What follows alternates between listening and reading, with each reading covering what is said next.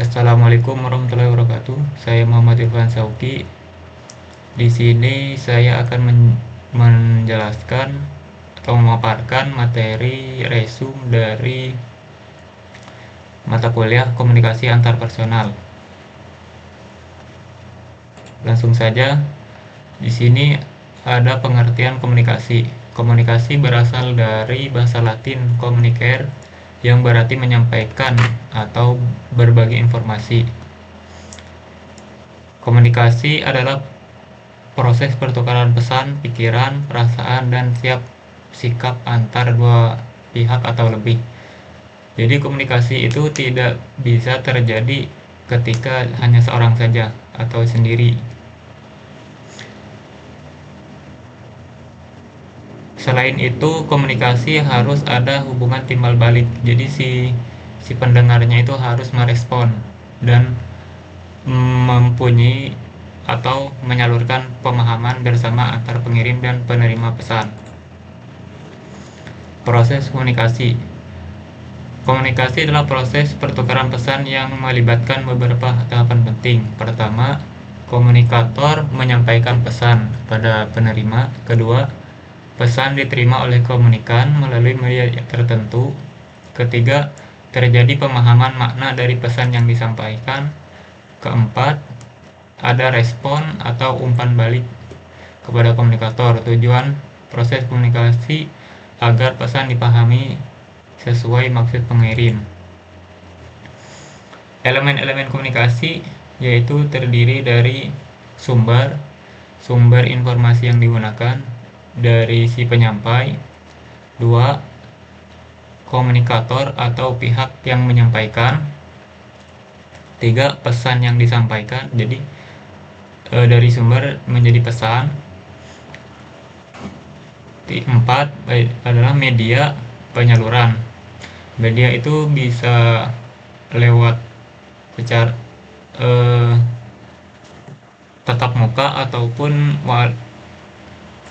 secara online seperti WhatsApp atau koran atau media sosial seperti itu.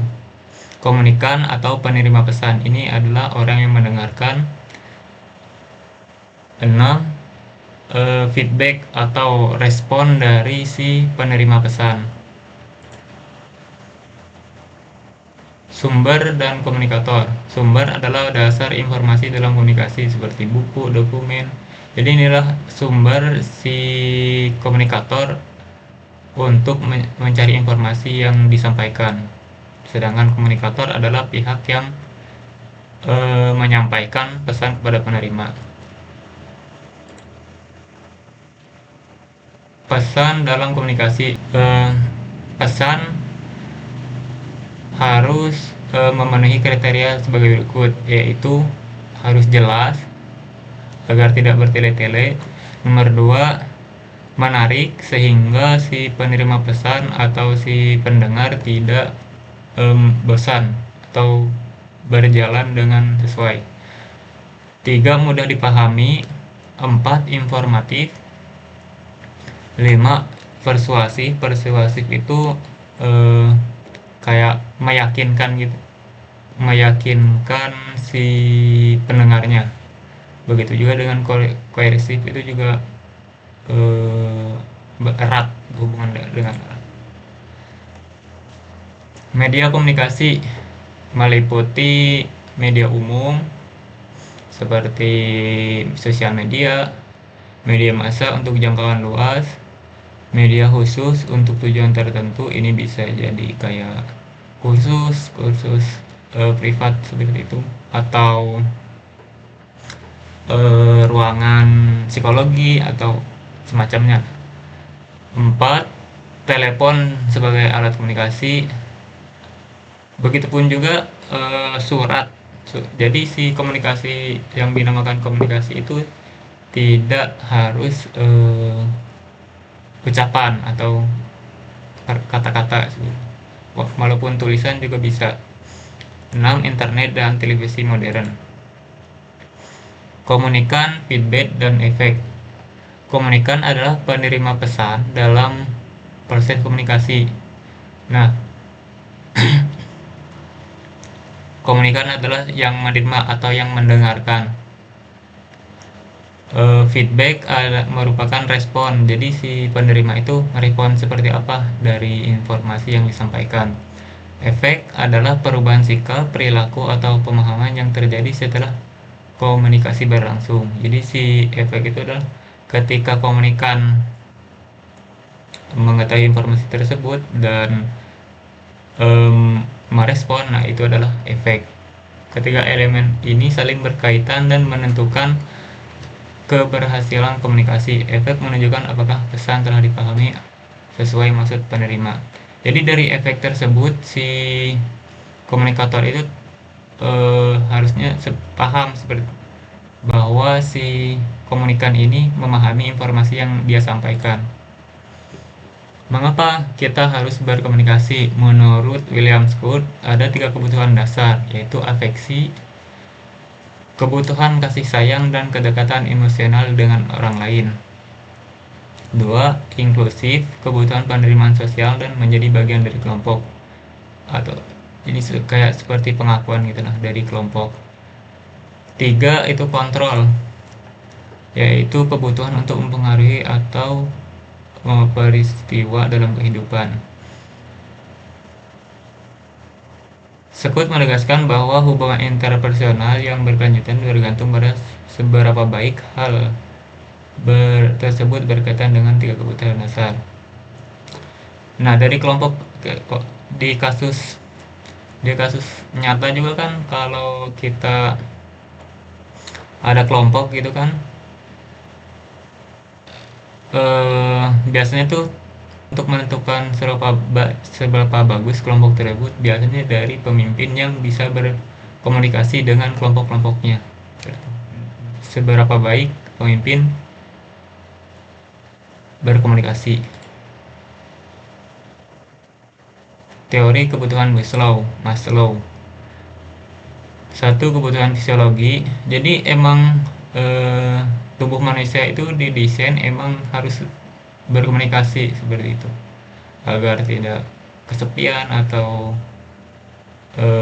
untuk kebutuhan rasa aman dan perlindungan, memiliki hubungan sosial, harga diri, pengakuan. Kadang kan emang orang untuk menceritakan dirinya sendiri gitu, untuk pengakuan, aktualisasi diri sebagai puncak.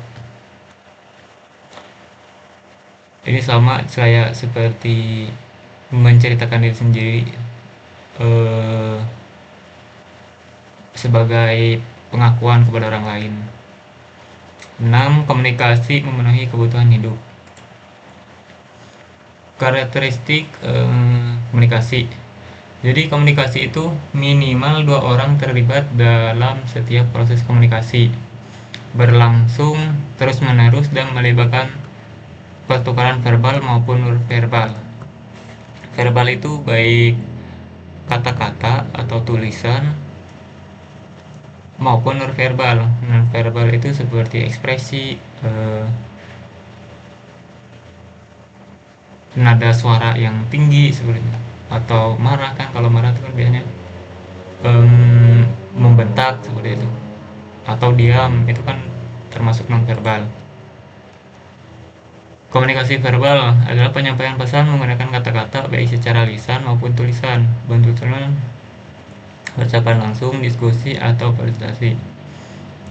Surat, email, komunikasi verbal sering digunakan untuk menyampaikan ide, informasi, dan instruksi secara jelas dan terstruktur. Komunikasi nonverbal untuk memperkuat dari komunikasi verbal. Kan kalau kita berkomunikasi cuman wajahnya itu datar doang kan tidak kurang menarik gitu. Jadi harus dihiasi dengan nonverbal ini. Seperti kalau kita untuk meyakinkan orang itu kan tidak boleh sambil bercanda gitu. Ekspresinya harus serius, menunjukkan emosi, bahasa tubuh seperti gestur dan postur, kontak mata untuk membangun kepercayaan, serta intonasi suara yang memberikan penekanan makna. Komunikasi interpersonal. Komunikasi interpersonal adalah komunikasi antar individu secara langsung. Ciri-ciri utamanya meliputi tatap muka, respon langsung, kayak TikTok gitu. Jadi setelah diucapkan dibalas. Hubungan personal yang erat. Komunikasi interpersonal penting dalam kehidupan sehari-hari karena memungkinkan pertukaran informasi yang lebih mendalam dan membangun kepercayaan antara pihak yang terlibat. Kesimpulan, komunikasi antarpersonal memiliki peran penting dalam kehidupan manusia, membantu pertukaran informasi secara efektif, membentuk dan memperkuat hubungan sosial, memenuhi kebutuhan emosional dan psikologi manusia. Komunikasi antarpersonal adalah kunci hubungan yang efektif dan bermakna dalam setiap aspek kehidupan kita. Mungkin sekian dari saya. Kurang lebihnya atau salah luputnya saya mohon maaf. Wassalamualaikum warahmatullahi wabarakatuh.